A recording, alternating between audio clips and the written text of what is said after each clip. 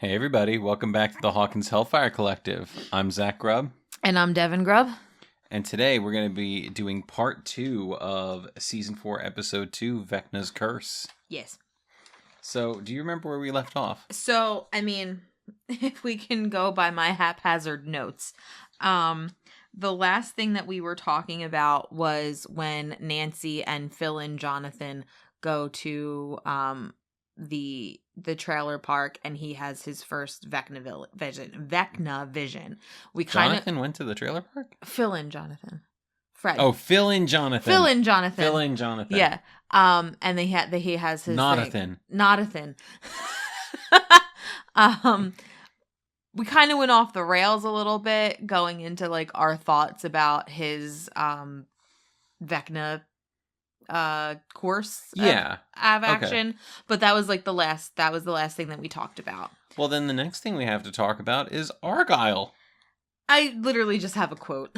Go for it. Got me stressed out. It's not even my girlfriend. So yeah, this is when we find out Jonathan's big crux of the season, which is that he's lying. He didn't apply to go to school where he said he with Nancy. And he has no plan. Yep. He's just gonna let this play out. See what happens. It's the dumbest thing. Not smart. And he's like, oh, I can't leave my mom and my brother. Like, buddy, yes, Will could probably still use you around, but like, you're not doing him any favors because you're high as hell the entire time. Oh, I can't leave my brother. It's his birthday, and you are high, hitting golf balls with Argyle, talking about your girlfriend problems. It is his birthday. Shush. I'm tired. Yeah, we're filming this one a little later than usual. I've been home all day with a 2.5-year-old, and I was just watching videos that I used to watch in college, having some reminiscent times. It's been good. Llamas and hats. Yep. Carl! Okay. We could do a whole tangent on llamas and hats, so let's try to avoid it. That's not for this podcast. No. So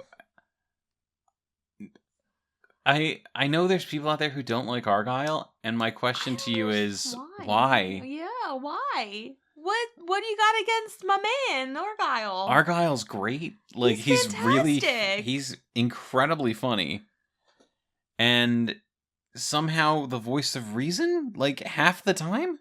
A lot of the time. I mean, he is here. He says incredibly stupid stuff, but he also has incredible sage advice. He's wise. He's wise. He's wise. I guess it's all the pot. Okay. Maybe. Yeah, all right. Sure. Like, it's crazy to me. I don't know. I don't know what I'm trying to say here. It's just that, like, you can have a character like Billy who is terrible. Yeah. Everything about him is terrible. And people love him. Then you've got a character like Argyle who is the only levity in that entire aspect of the season. Like, for that entire storyline, he is the only levity, and it works. It constantly works. And he has people who are just like, oh, the character is pointless. He's not pointless. He's definitely not pointless. You hear that, Argyle? We love you. We do. You are not pointless. I really like the actor who plays him, though. Like, he's awesome. Like, Booksmart, I think, was the first time that it's the first thing we saw him. He was great in that. Like, no, I got an internship at Google. Or I got a job at Google. He's like, they gave me a job. Okay, so then I think from there we go back to Rinkomania. Did we say anything about them getting to Rinkomania? I don't think we did. Well, they were already at. We didn't say anything about them getting there. So let's address that a little bit. Like, so it's Will's birthday. No one. And they're going to Rinkomania. I went off the rails here because I was yelling about Will's birthday. Yeah. In the previous episode. Go for it. So they're at Rinkomania because 11 is lying to. Don't make fun of my speech today.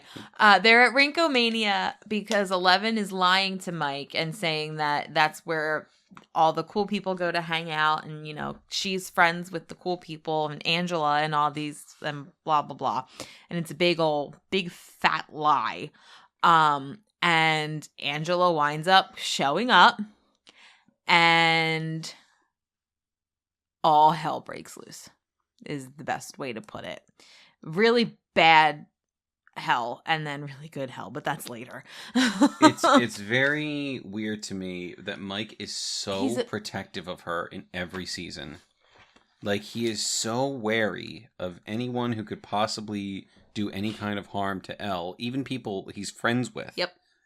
And this entire situation goes right over his head. Like, he wasn't picked on his entire life and wouldn't recognize this immediately. That is my note about, because they take her out into the center of the roller rink and are making fun of her, spinning around her and everything. She's getting super disoriented, and then they throw a milkshake on her as she falls.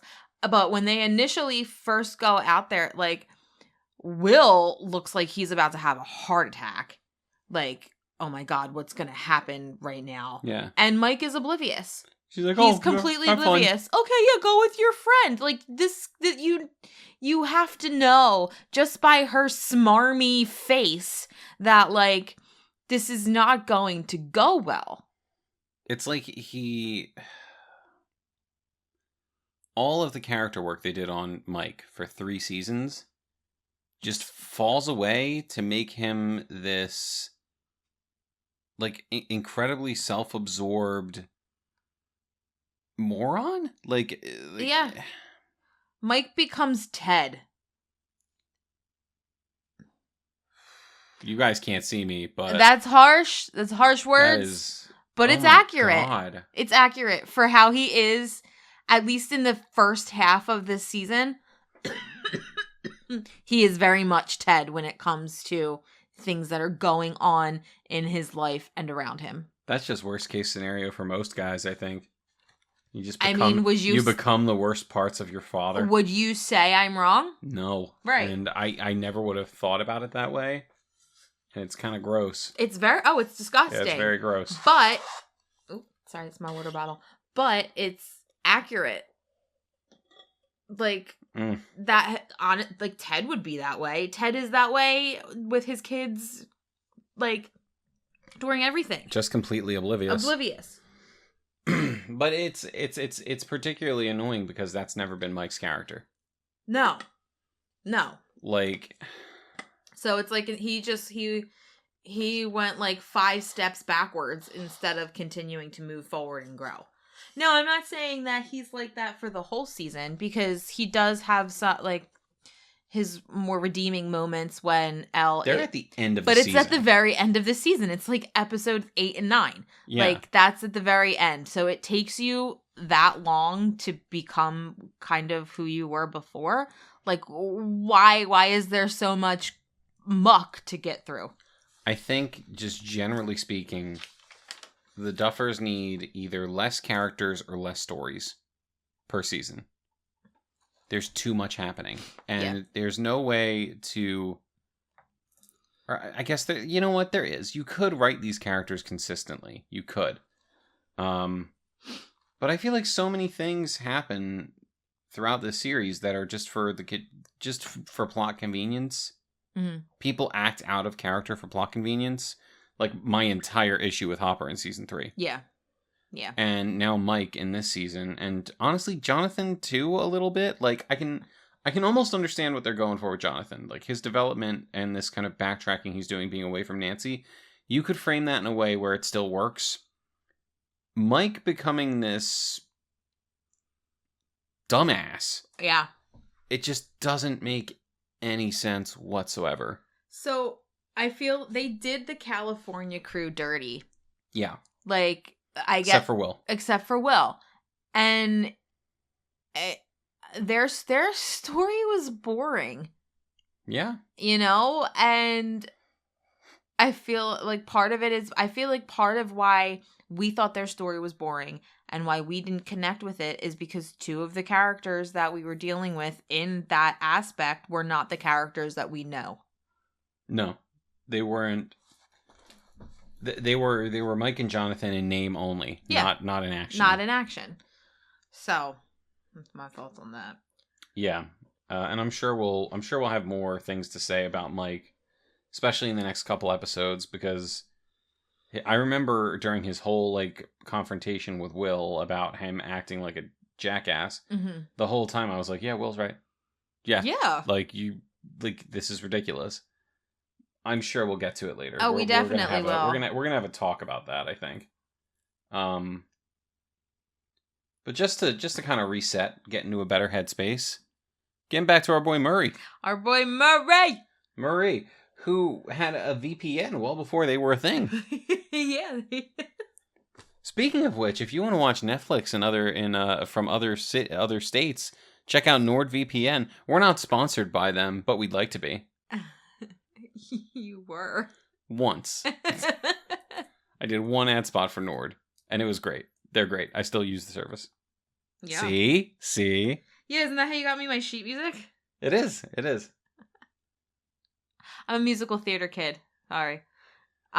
Anyway, yeah, they use his big NordVPN, not NordVPN, to call Russia. Yeah. They call Russia. They have their little call with the kidnapper. And they basically say, like, no proof of life, no deal. And he's like, well, I can't prove it, so. Yeah. But then Joyce is all like, well, I'm going to the bank and I'm getting out the $40,000 because I'm going to get my Hopper back. It's like, that's a lot of money. She's ready to believe for nobody. Anything. She is ready to believe anything. And I get it. I do. Murray comes in clutch again, being able to understand Russian. Yeah. And hearing the woman in the background basically call this guy a pig. Yeah. Then he's like, well, that either means a cop or a prison guard. Mm-hmm. And for them, that's good enough. If this guy's a prison guard, he's probably... That means that he's probably, like, in a Russian prison, which he is. He's in Kamchatka. So, Kamchatka is where the Demogorgon was. Yes. The design of this prison went through some changes between seasons. Yeah. Because it was really just for the end of season 3. That was the only time we saw it. Right. And what's interesting to me is that it makes me wonder when they started working on that comic that we talked about, the Kamchatka comic. Yeah. Because it very much uses the look of season 3 Kamchatka.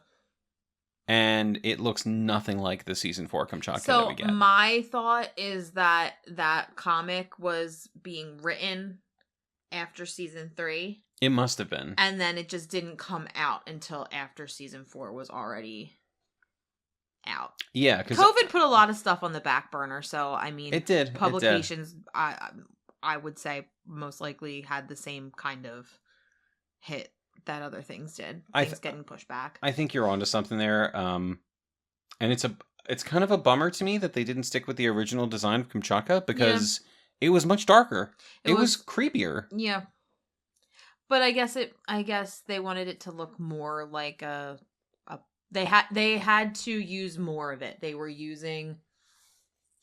doing more in that location. So they had to make it look bigger. They had to expand it a little bit. You know, to use what they used for season 3 was very small. It was very minimal, and we were exploring this prison every time we were in Russia. Yeah. So I feel like that was probably another reason why they didn't stick with the original look of it. I am wondering when that little scene from the end of season 3 happens in the timeline. Like, is it before they interrogated Hop? They just threw him in there and didn't interrogate him for a while? Or is that whole little scene no longer canon? Because here's the thing. If Hopper really was right there and like close enough to hear the Demogorgon that they had, he would have known what that was. Yeah, because he's fought them for 2 years. Yeah. So I have to assume that scene is no longer canon. It's possible. It's just enough to know that that's where Hopper was. Right. Or to give you your hint. Right. About him not being dead. So, I don't know. It's something to speculate and think on. Point is, it is Kamchatka. I know we talked about that previously, and it's good to know that this all does tie together well.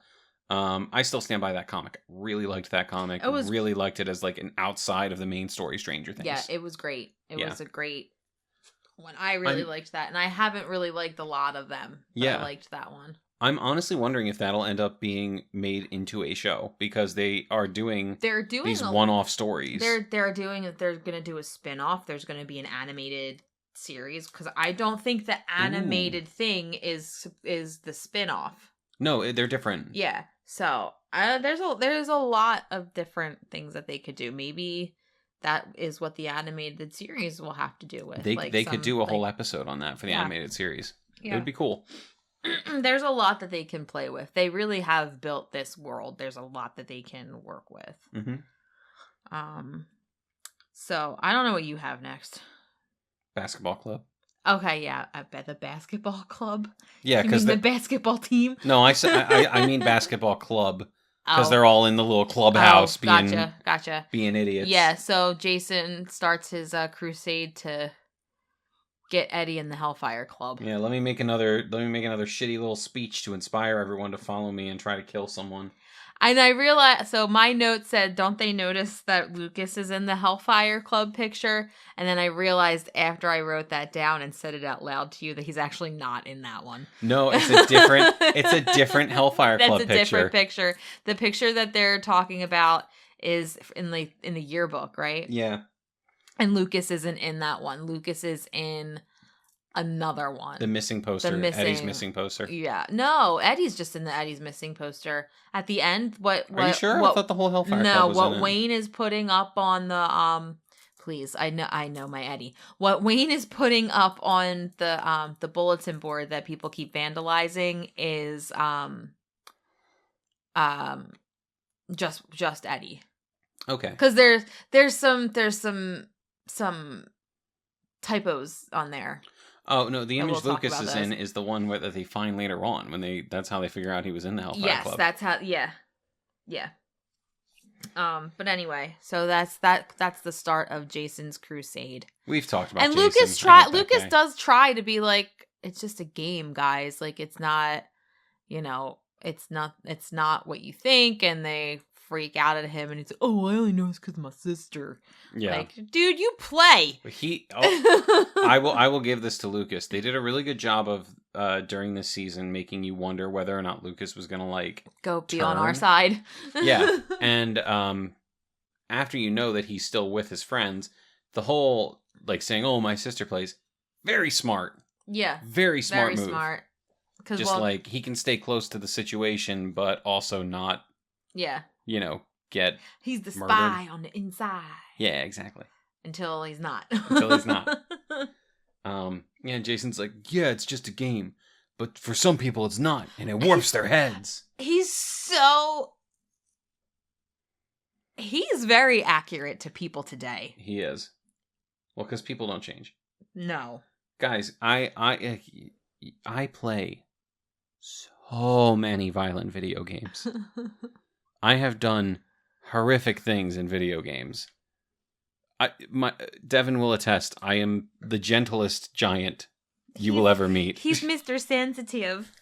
Oh, okay, that's not what I was going for, but sure, my point stands. But no, it's true. I get really mad about these things, and people today that are like this, I'm really mad about. I'm not going to get into that. It's like Scream. Movies don't make people murderers. They just make murderers more creative. Quote. Talking about one of my favorite movies. Yeah, I thought we should bring it up. I had a conversation with my mom about that today. Okay. Not that we don't need to talk. We don't need to talk about that. But all of the Scream movies are on Paramount Plus, so that made me really excited. Anywho, so Robin gets to utilize her fantastical skills. Her powers of deduction. Yep, she finds Reefer Rick. Yep. Like, okay, well, we got this many Ricks. Let's see what their history is of taking movies out. It's like, oh, this guy likes romance. This guy likes sci-fi. It's like, oh, Cheech and Chong movies. Yep, that's our guy. Reefer Rick. And then from there, we're back to the trailer park, correct? Yeah, and Eddie's uncle and Nancy talk. Well, there's a little thing that I thought was interesting. The Winnebago that they steal. Oh yeah, at the end of the season is the first one that she knocks on to like do an interview. And the woman in it's a jerk. She's like I've already talked to enough reporters today, and she shuts the door. Why is it now? This is just an observation. Why is it that in every show where there is a trailer park, the people living there have Southern accents? Think about it. I mean, I think there's a pretty clear reason. It's not a good reason, but it is a clear reason. Okay, but like, and we talked about it last episode, so I think it's funny that I'm going back to this. On Boy Meets World, Sean lives in a trailer park in Philadelphia. Why do his parents have Southern accents? His dad's a trucker. He could have come from anywhere. We don't know. Okay, then why does his mom? Didn't she come with him? I don't know. I just think it's just an interesting observation. It is. Boy Meets World can explain it away. Stranger Things is a little tougher. I think it's just that when you get an extra and you tell them, you're a trailer park person, they're like, all right, I'm going to have a drawl. But Wayne does too, and I wouldn't consider him an extra. That's true. And they're in Indiana. Right, they're in Indiana, so like they're in the Midwest. They don't I feel like they have their own kind of like dialect, but I don't think it's like a Southern drawl. I don't think Wayne really has it that bad. He's got a little one. It could also be because he was chain smoking the entire time he was talking. I'd have to hear him again. But just this notion that this is how trailer park people speak, and that's a little prejudice. Yeah, like that's I don't know. Interesting. Just a throwaway observation. We can move on. If you listen to our podcast and you live in a trailer park, just know that we don't immediately assume that you have a Southern accent. That you have a Southern accent. No. Mm-mm. Anywho, yeah. So then Nancy goes and she finds Wayne. Yeah. Eddie's uncle, and talks to him, and he knows right away. He knows Eddie didn't do it. He's like, yeah, he might be a troubled kid, but he didn't do this. And then he gets the story in motion about Victor Krill. Or at least Victor Creel, sorry. Or at least puts that name in Nancy's head. Yep. Which is important for later on. Is Vecna's dad. Well, yeah, Spoiler warning. Spoiler warning. But I would hope if you were listening, you've watched the show already. I don't know why you would listen to a retrospective of Stranger Things if you haven't finished the show. Like, I'm going to listen to this and they're going to tell me what happens. It's why we've never said spoiler warning before any episode of the show. You're here. You know we're going to spoil. If you haven't watched the show and you're listening to us, good for you. You probably have a really odd take on the show. If you haven't watched season 4 and you're listening to us talk about season 4, stop watching. Stop listening. And go watch. Go watch season 4. Then come back. But anyway, yeah. Then we get back to Fred and his Vecna visions. Ooh, before that. So I think it's fair to say that, well, it's not just fair to say, it's overtly obvious. Everything about Vecna is super Freddy Krueger. Yeah. Like, intentionally. Has to be intentionally. Because we get so many different things related to this, even in this episode. right there when they go into the movie, the VHS store, the movie store, the Blockbuster, the video store. It's called Family Video. Family Video. When they go into the video store, there's a big old cardboard cutout of Freddy. Yeah, you mentioned this last time. Did I? Yeah. I went on this tirade already? Are you sure? Yes. This wasn't just when we were sitting around? Oh, maybe it was. I don't know. I'm confused. Keep going. Yeah, like there's a big Freddy cutout. Then, you know, we don't know it yet, but all the Vecna stuff is happening in people's quote-unquote dreams. It's happening in their head, and he kills them in their head, and it happens in real life. He's got the claw hand. Yep. And Robert Englund is Victor Creel. Like, there's no way. They definitely did it on purpose. It's absolutely on purpose. It was a big 80s movie, and they'd like to draw from 80s pop culture and stuff. So last season we did the Terminator and Back to the Future. This season we did Freddy. They did some great Freddy this season. It is spectacular. Yeah. I love everything about it. It is Nightmare on Elm Street. I mean, yeah, he essentially kills them in their dreams. Yeah. That's literally... And he creates a portal into the real world. It's literally Friday the 13th. No. It's Friday the 13th. Sorry, you're right. It's literally... Mr. Horror Guy, it's Friday the 13th. It's no, late. Sir. I'm tired. No, sir. Nightmare on Elm Street. Nightmare on Elm Street. Because I'm pretty sure you said Friday the 13th a couple times in there. No, I said Nightmare on Elm Street. Okay. Yeah. Okay. Anyway. Now we can talk about Fred. Fred has really, really quick Vecna visions. Yeah. He must have so much trauma that it's just like barreling at him. He goes into the woods. I mean, he doesn't die here, but he like essentially gets like chased into the woods by like zombie people. Yeah, like so we know that when they have their visions, they're stuck. Yeah. They can't move. So he has his vision, sees the zombie people, sees the clock in the tree, and then he starts running through the woods. Yeah. There's no, like, we don't know what people, well, I guess technically we do know what people look like while they're having their visions, because we saw Chrissy. Yeah. Well, we do see what he looks like right before he dies. Yes. But at some point, he stopped being in the vision and started running. Yeah. Which is a little weird that he was able to go straight from the vision to like running away without realizing it. We actually don't see anybody in their trances and their pre-Vecna visions at all.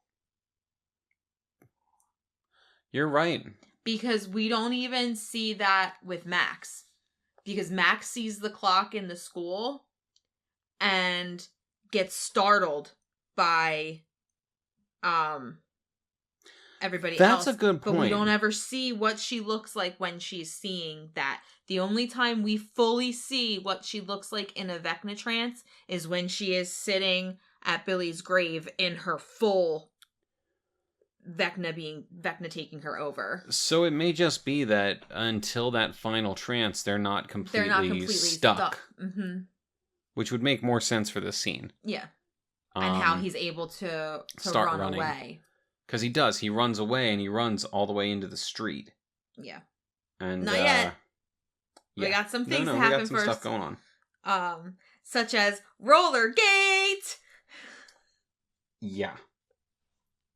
I've never been so happy to see somebody's face get smashed in with a roller skate. Yeah. Yeah. It was just chef's kiss perfection. And everybody's looking at her like, why would she do that? Oh my stars, why is this happening? Did you not witness what happened? You all saw what happened. 15 minutes prior? They were literally standing in the middle of a group of people watching the video on the guy's camcorder. Like everybody at the roller rink was making fun of her and laughing at her. And I'm sorry. Like, oh, she busted her nose. Why would she do that? Because bitch deserved it. Yeah. And the fact that Mike is like, oh my God, what did you do? You saw what happened. Any other time, you'd be like, yeah, man, here's the roller skate. Hit her again. We talked about this. Yeah, she made a bully pee his pants. She broke a kid's arm in season 1, and he was cool with that. Is it only okay because she was protecting him? Now she is defending herself, and that's not okay? Yeah, he's like, what did you do? What did you do? Seasons 1 through 3, Mike would have grabbed her hand and been like, we're going to book it. We're out of here. Let's go. Right. Like, let's get out of here. That's what I mean. Like, is it only okay when she's doing something violent to protect him? In this case, she doesn't have her powers right now. So she stood up for herself anyway. Like, she tried to be kind about it in her own weird nerd way when she went up to her and was like I want you to apologize to me. Like, you ruined my day. Mm-hmm. And then Angela brought up Hopper and Elle snapped, and more power to her. Like, good. Because she deserved it. She deserved it. And I'm not a proponent of violence, but she deserved that. Maybe you think twice before talking shit about people's dead parents. Right. Like, have you never seen Batman? What? Like, I don't know. That's his whole thing. That's his whole thing. That's his whole MO. My parents are dead. But like, I honestly, I feel like this is the only thing that like you ask any fan about, and I don't think anybody is disagrees with what happened. Like, I think everybody is cool with it. I don't know of anybody that's like, oh no, she shouldn't have done that. Yeah, talk shit, get hit. Exactly. That is the phrase. So yeah, I don't think anybody's gonna argue with us that Angela deserved a broken nose. Didn't. That she didn't deserve one. She did. Yeah, that's what I said. Okay. Then we go from there after that wonderful, wonderful display. Dustin, Steve, Max, and Robin go to Reefer Ricks to find Eddie. And they do. After Steve pokes a bunch of tarps with an oar. He grabs an oar and starts hitting tarps, and Dustin's like, "What are you doing?" And he's like, "I'm looking for him." Come on, Steve. And he gets a bottle held to his neck. Well, I mean, he did get hit probably really hard in several places with an oar. No, he didn't get to Eddie's area. Eddie didn't allow it. No. He got the bottle first. He got the drop on him. I just love how they're like, we just want to know what happened. He's like, you won't believe me. And in my head, I'm like, the fucking irony. Right. Well, that's what I put. You won't believe me. And then I wrote, which story do you want to hear? Like, Buddy, you struck gold when you started hanging out with Dustin. Do you want to hear about last year, 2 years ago, 3 years ago? We could talk all night. I'm going to take you right back to the beginning. She's our friend and she's crazy. But they reassure him that they'll believe him. And I love that, like, this just goes to show the dynamic that there is between Eddie and Dustin. Mm-hmm. Because, I mean, you kind of see it in the first episode, but this is the episode that really like solidifies their friendship and how it, like, Dustin is the only one that in that moment he can talk to, or that he trusts, I guess. Like, Dustin talks him down. He doesn't. Everybody else is they're just background noise. Like, Dustin is the only one that can actually like connect with him. It's me. It's Dustin, right? Like, I mean, and he knows that he knows how to handle Eddie in this state, which is, I mean, he's only a 14-year-old kid. I don't think any 14-year-old should know how to handle anybody in that kind of a state, but he does. Well, and Dustin's smart, and he does it really well. And we've said it before, but his death is going to have serious repercussions on Dustin in season 5. You know, the more we say it, the more I keep thinking they're going to drop the ball on that. And I hate that. You're probably right, but like that they shouldn't. It should matter. It should really. I mean, matter. That's been one thing that they've consistently said, though. That, like, oh, Eddie's not coming back and his death is going to have an impact in season 5. And the only person that I feel like it would really impact, because it's the only person that it impacted in this season, is Dustin. I mean, unless they remember that Mike was supposed to care, but I don't know. They all should have cared. We'll get into that, but they all should have cared. I've gotten into it. Yeah. They all should have cared. It's ridiculous. And Dustin's the only one who did. I really feel like Dustin is going to be a completely different character in season 5, and I'll be really angry if he's not. I agree. Because he should. As much as I love Dusty Buns the way he is, that was a really traumatic thing that happened to him, and that was like his best friend, one of his best friends. He's got to be his best friend died in his arms. He's got to be, in the next season, he's got to be walking around with, like, either his bandana or his jacket or something. Something. It's got to matter. Yeah. Otherwise, what was the point of it? What was the point of killing him off if it wasn't going to have any kind of meaning? They've said so many times that they don't want to rely on character death to tell their stories. So don't. Then don't, right. Like, whatever. I digress. Let's talk about Fred. We talk about Fred because this is the end of the episode. Fred's dead, baby. Yes. I wrote this down because you brought it up. In Fred's death, Vecna tells him to join me. Yeah.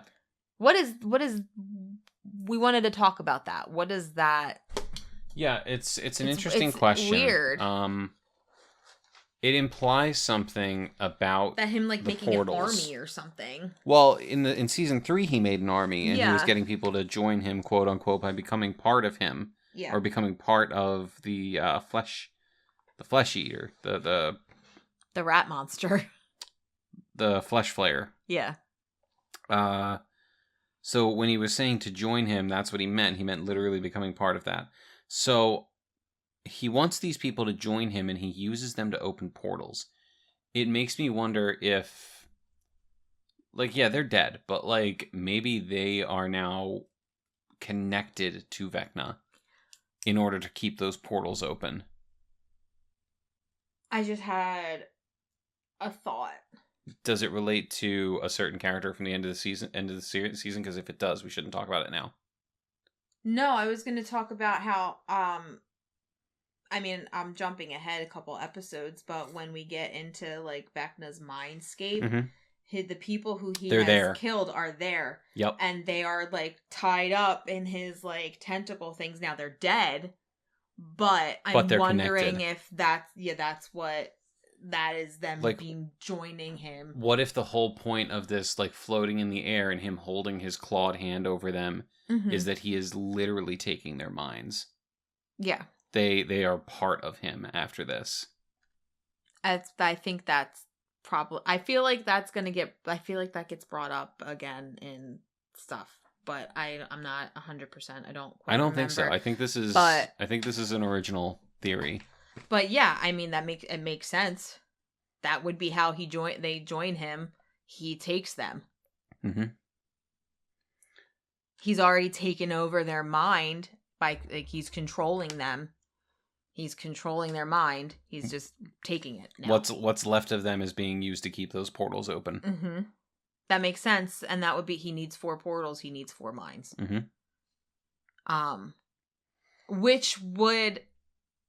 Okay, well, I don't want to get into it. We'll talk about that off the cast. Yeah. I want us to have some fully before we talk about what I know you're thinking about. Yeah. I want to have a fully formulated idea. Okay, we won't talk about it then. Ooh, not right now. Oh, ooh, I like theorizing.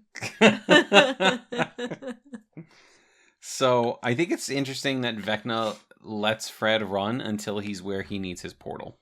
Because they started this scene very close to the first portal. Yeah. And then Fred ended up in the woods and he's running.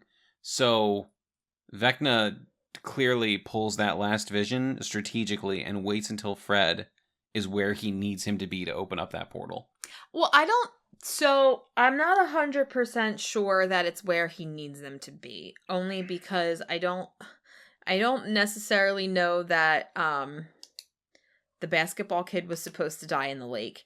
And I don't necessarily know that the 4th portal with Max was supposed to be in his old house. You know, they all converge in this central point, though. So, like, if they weren't spread out from each other, Well, they are all spread out from each other, but I don't know that he had any kind of plan as to where they were supposed to be. He needed to get him far away enough that he wouldn't be right next to Eddie's portal. They needed to be far, but that's like okay, because I thought you meant like he had like a strategic, like it needs to be here and it's here. It's not like a pinpoint location. Yeah, because I'm like I don't think that's the case. No, he stopped him when he felt like, okay, that's far enough from the first portal. Yeah. Well, obviously they can't all be like soup. Then that would just be one big hole. Exactly. That's one. I mean, that's the goal, is to create one big hole. But I would guess that the portal shouldn't be running into each other before that. Yeah. No, because they're just gonna get bigger. We don't know any of this. We don't. we pretend. This is just us pretending we're authorities on shit we know nothing about. Okay, John Mulaney. Oh, okay. You sounded very much. You sounded very much like Baby J. That's not what I was going for, but thank you. Compare me to the man, Mr. Mulaney. Okay. So, and I think the episode ends off with that scene and him dying. With him dying, and with going back and forth between that and Eddie and Dustin talking about Vecna. Yes. Vecna's curse. That's all happening at the same time. And this was my last note of the episode, which was, I love that they refer to him as a dark wizard. Because that is the very first piece of foreshadowing we get about who Vecna is. On multiple occasions, they call 11 the wizard of their D&D party. Oh, that's right. And Vecna's a dark wizard. A dark wizard. And he's her. And they have no idea how right they are. Right, because she's the good one and he's the bad one. And same powers. Yep. Same powers. I would argue both like 11 is pretty close to being just as powerful as he is. She's more powerful than he is. Yeah, which is why he wanted her gone. Yeah. Because she's able to draw power from positive emotions, and he can't. He can only draw from negative. Dark wizard, good wizard. She can draw from both. Yeah. Because she's done it before with the negative. She's stronger with. He taught her how to do it with the negative, and she knows how to do it with positive. And like you said, she's stronger with positive emotions than negative. And we'll talk about it later, but that's how she beat him the first time. Yep. Yeah. Yeah. Yeah, because didn't she take like she thought of her mom. Her mom. Right. Yeah. So, some interesting stuff. Yeah. Gotta watch episode 3 now. So just a few highlights before we get, because I do want to mention these things before we end the episode. We picked up the Stranger Things books. Oh, yeah. We thought we were going to be lacking for content. We are not. We are not. So here are just a few things that that they are currently working on, or that already exist. There are the Stranger Things books. Yes. Lucas on the Line, Rebel Robin, and Runaway Max. I am reading Runaway Max. Devin is going to read Rebel Robin. I will be reading Rebel Robin. One of us will read Lucas on the Line. I'm in the middle of a book you don't want to finish. But there's 3 books right there that we're definitely going to finish and talk about. There are the comics as they come out. We're going to make sure to stay on top of those. There's that play that's coming out about Hopper and Joyce in high school. Yes, we're going to fly to London and see that. No. But, I'll be on the internet enough to find a bootleg somewhere, because I'm sure they'll be out there. Yeah. There's the Netflix series that we're staying on top of, because there's probably going to be 2 of them. There's an anthology coming out, and there is an animated show coming out. And shout out to one of our listeners, Tim, who pointed out to me that there is currently an off-Broadway Stranger Sings. Oh God, yeah, I know. That's what you sent me today. Yeah. Will's a puppet. Will's a puppet. I need to see this thing. I think it's too late. We're not going to get to go. Yeah, it says it's closing May 7th. It's closing May 7th. You can probably find something online. I will be very surprised if nobody has recorded this. It's probably online, because when you sent that to me, it rang a lot of bells. Like I had seen it in passing on the internet. The soundtrack is out there. Not clips of it, just like pictures from it. So we'll have to do some YouTube looking and see if we can. See if we can find somebody's recorded night. But yeah, we are not going to be lacking for content and things to talk about. No. But let's get through this season. We'll get through this season, and we'll talk some extra stuff, and then hopefully we'll have season 5 to talk about soon. What I would really like to do after we've wrapped up, and any listeners who want to reach out, please do, either on Instagram or however you want to hit us up. Mm-hmm. I would like to know how interested you guys would be in hearing us play the Stranger Things D&D game. Oh. Because I would be more than happy to set up some mics, play this with a few people, and record it all for you. Yeah. I think it would be a good time. No, that would be cool. That'd be cool. I forgot that there's a D&D game. Yeah, there's the Stranger Things one shot. Yeah, I forgot about that. It would be my first time really playing. Yeah. Well, we were supposed to do Curse of Strahd. Hey, it could still happen. It could still happen. Hey, we have a kid. Our friend just had a kid. Yeah, well, like when we were planning busy to do adults. it. Yeah, we'll make it happen. Yes. And if everybody likes it, we'll do something with Vecna. So, signing off from the Hawkins Hellfire Collective. I'm Zach Grubb. I'm Devin Grubb. Dusty Buns gets it done.